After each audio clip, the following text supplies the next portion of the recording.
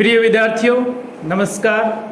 आपका हमारे गुरु Sikar study hub YouTube channel पर हार्दिक स्वागत है। बच्चों, हम लोग कंप्यूटर टॉपिक आप लोगों के लिए लेके आए हैं। कंप्यूटर का जो सिलेबस है उसमें कई सारे पॉइंट है, लेकिन जो पहला जो पॉइंट है वो आया है कंप्यूटर का परिचय। तो आज हम शुरुआत कर रहे हैं कंप्यूटर का परिचय। कंप्यूटर का परिचय, इंट्रोडक्शन ऑफ कंप्यूटर। देखो भाई, कंप्यूटर सीख रहे हैं हम लोग, कंप्यूटर के बारे में जानकारी प्राप्त कर रहे हैं, तो हमें पता तो होना चाहिए ना कंप्यूटर होता क्या है। कंप्यूटर शब्द लैटिन भाषा के कंप्यूट शब्द से लिया गया है, जिसका अर्थ होता है गणना करना। इसीलिए कंप्यूटर को संगणक भी बोला जाता है। तो अब शुरुआत करते हैं। सबसे पहले हमारे मन में आता है कंप्यूटर कंप्यूटर बोलते ही हमारे दिमाग में एक छवि बन जाती है, एक चित्र बन जाता है। कैसा चित्र बनता है कि भाई इस तरीके का सिस्टम हमारे सामने होता है। ये एक बन जाता है ऐसा कि भी सर कंप्यूटर का नाम लेते ही हम बता सकते हैं कि सर इस तरीके का कोई डिवाइस होगी। यहाँ ये मान लीजिए भी लाइट वगैरह लगी हुई है, इसके जो तार है वो भी लगे हुए हैं। तो इस प्रकार का एक छोटा सा चित्र दिमाग में बनता है। तो फिर शुरुआत करते हैं, देख लेते हैं। ये जो होता है ना, इसको बोलते हैं मॉनिटर। क्या बोलते हैं? मॉनिटर।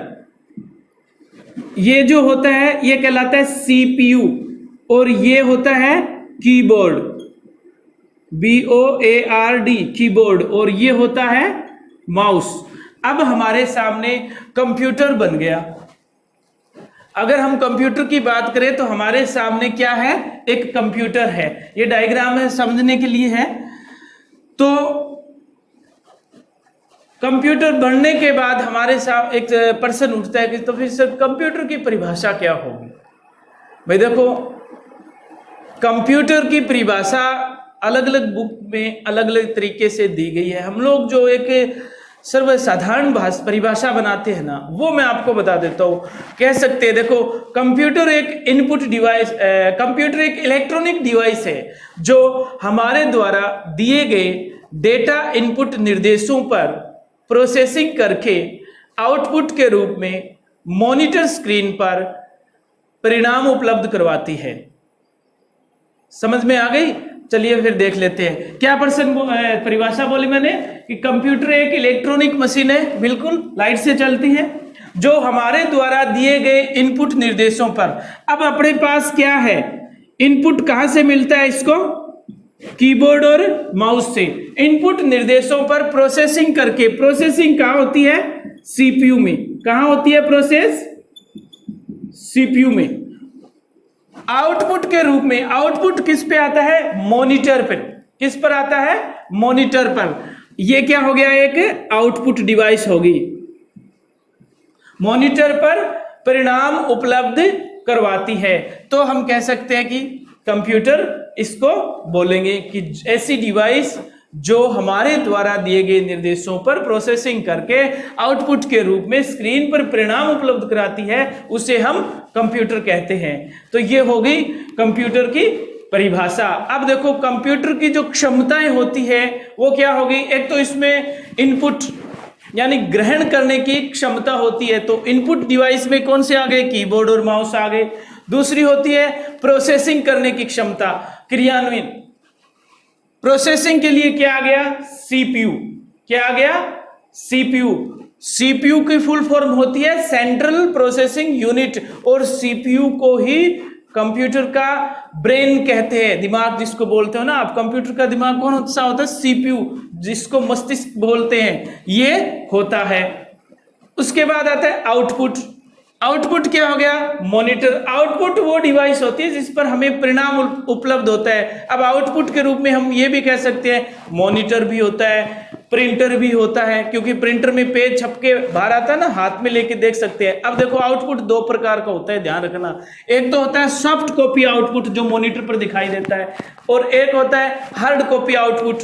हार्ड कॉपी आउटपुट होता है वो प्रिंटर से जो पेज निकलता है ना, जिसको हम छू सकते हैं, देख सकते हैं, वो क्या होता है? Hard copy output. अब हमारे दिमाग में तुरंत ये प्रश्न आ जाना चाहिए, सॉफ्टवेयर हार्डवेयर।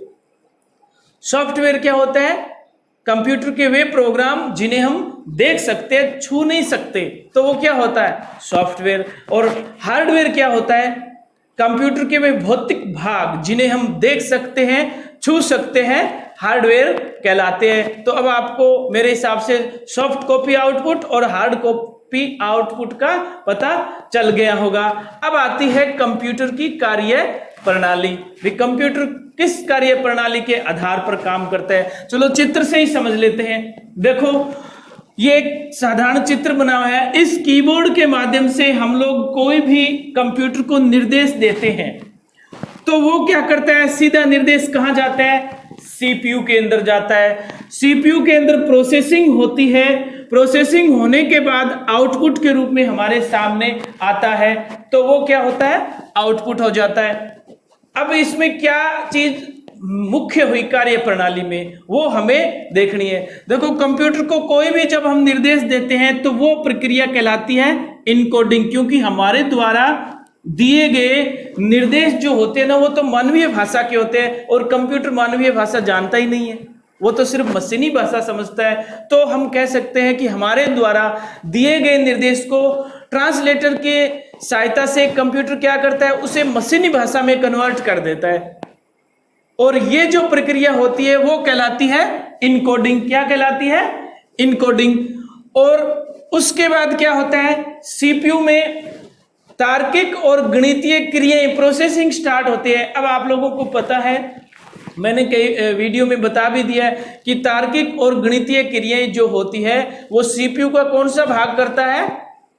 हाँ बिल्कुल, ALU, अर्थमेटिक लॉजिक यूनिट, वो करता है। तो वहां से क्या होती है? फिर प्रोसेसिंग होती है।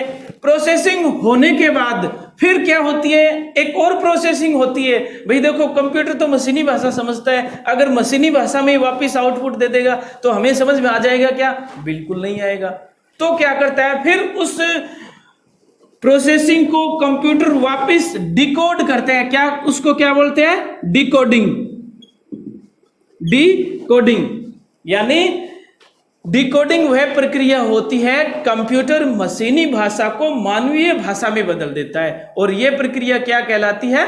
डिकोडिंग प्रक्रिया। तो हम कह सकते हैं कि कंप्यूटर की जो कार्य प्रणाली है वो इनकोडिंग और डिकोडिंग दो प्रकार की प्रक्रियाओं से गुजरती है। अब कंप्यूटर की कार्य प्रणाली समझ में आ गई कि भी जब भी हम इसको निर्देश देते हैं वो इसको इनकोड करता है, पहले अपनी भाषा में समझता है। ये नहीं कि हम लोगों ने ABCD टाइप कर दी तो वो कंप्यूटर सीधा ABCD नहीं समझता है, क्योंकि वो तो 0 और 1 की भाषा, कौन सी? बाइनरी लैंग्वेज जिसको बोलते हैं, मशीनरी लैंग्वेज जिसको बोलते हैं, उस भाषा में पहले कन्वर्ट करता है, फिर उसको समझ में आता है कि हमने क्या टाइप किया, फिर वो तुरंत उसी स्पीड से उस पर प्रोसेसिंग करता है, करने के बाद वापस डिकोड करके मॉनिटर पर आउटपुट दे देता है। हम लोग समझते हैं कि भाई हमने ABCD टाइप की, स्क्रीन पे ABCD आ गया। इतना जल्दी नहीं आता है।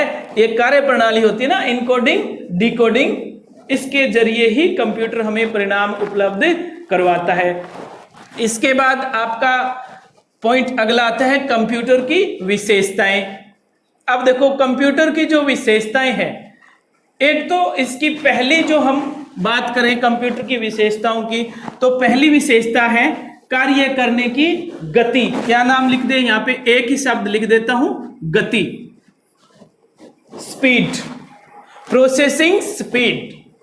भाई कंप्यूटर है वो इतना फास्ट काम करता है, जितना मान लो एक इंसान अगर कोई काम हो उसको वो महीनों में या साल भर में करे ना, कंप्यूटर उस काम को क्षण भर में कर देता है। इसलिए इसकी जो कार्य करने की जो स्पीड होती है ना वो बहुत फास्ट होती है। अब इस स्पीड की जो मापने की जो इकाई है उनको क्या बोलते हैं, किस में मापा जाता है, वो मैं आप लोगों को बता देता हूं। एक होता है माइक्रो सेकंड। क्या होता है? Micro second. एक होता है नैनो सेकंड। एक होता है पिको सेकंड, नाम सुना है आप लोगों ने? Microsecond, nanosecond, picosecond. अब माइक्रो सेकंड जो होता है वो 10 की पावर 6 होता है। कितनी स्पीड होती है उसकी? 10 की पावर 6।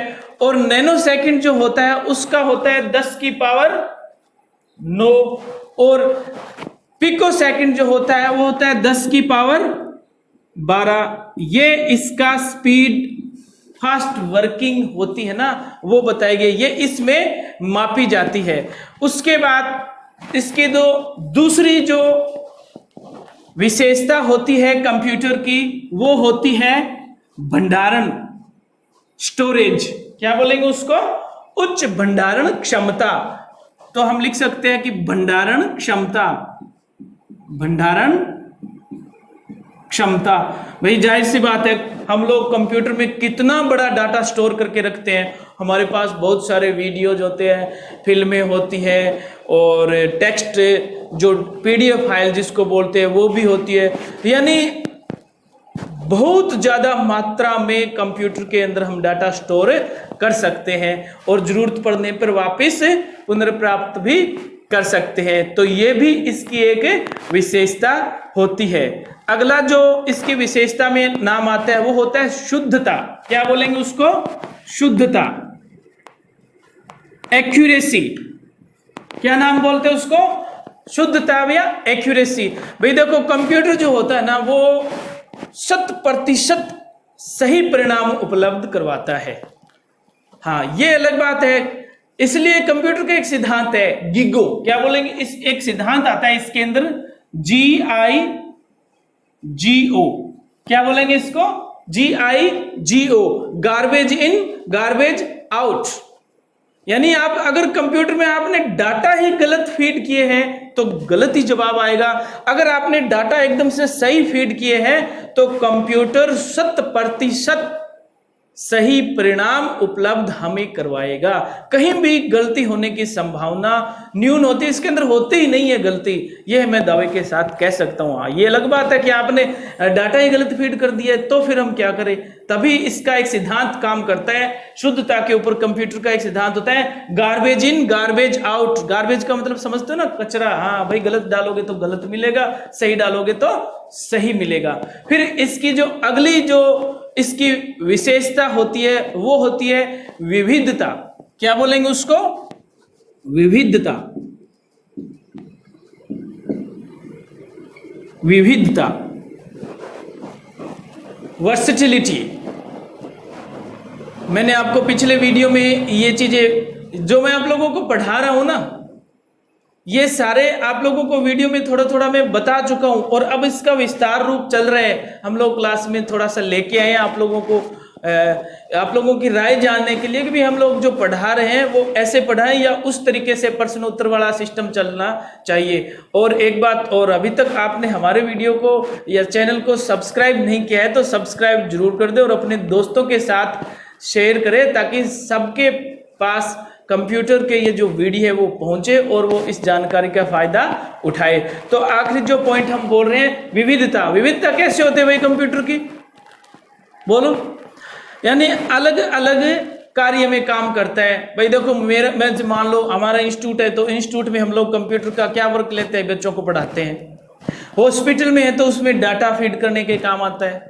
अगर किसी मेडिकल स्टोर पे है तो उसमें दवाइयों का रिकॉर्ड रखने के लिए कंप्यूटर काम आ रहा है। अगर रेलवे स्टेशन पे है तो वहाँ टिकट वगैरह काटने का जो कार्य होता है वो कंप्यूटर से किया जा रहा है। हो गया कि नहीं हो गया? अलग अलग वर्क हो गए नहीं? अलग अलग जगह पे आज कंप्यूटर को काम में ले रहे हैं, तो हर जगह उसका अलग अलग प्रयोग हो रहा है। तो ये भी कंप्यूटर की एक विशेषता है। यानी कंप्यूटर को हम कह सकते हैं ऑल इन वन डिवाइस जिसको बोलते हैं, वे सब काम करती है। यानी हम लोग टाइपिंग भी करते हैं, साथ में गाने भी सुन लेते हैं, और मैथ वर्क भी कर रहे हैं तो भी वो चलता है, कोई प्रोग्राम बना रहे हैं तो भी वो चलता है, गेम भी खेल सकते हैं, फिल्में भी देख सकते हैं, इंटरनेट भी चला सकते हैं। तो इसकी ये एक विशेषता है विविधता वाली, जो इसको और डिवाइस जो होती है उससे अलग करती है। तो बच्चों ये आज आपके लिए छोटा सा टॉपिक था, कंप्यूटर का परिचय, कंप्यूटर की परिभाषा, इसकी कार्य प्रणाली और कंप्यूटर की विशेषताएं। आशा है आज की क्लास आपको पसंद आई होगी। आप अपने सभी दोस्तों के साथ वीडियो को शेयर करें और मुझे सुझाव कमेंट बॉक्स में जरूर बताएं। धन्यवाद।